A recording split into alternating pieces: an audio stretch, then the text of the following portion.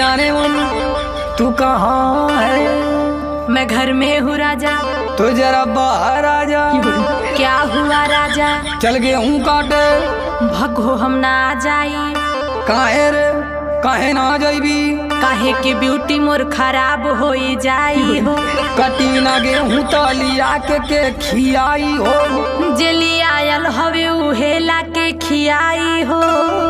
हाथ में कपलिया के देव घवाई हो। तोहे हम गेहूं काटे वाली लगत हई का?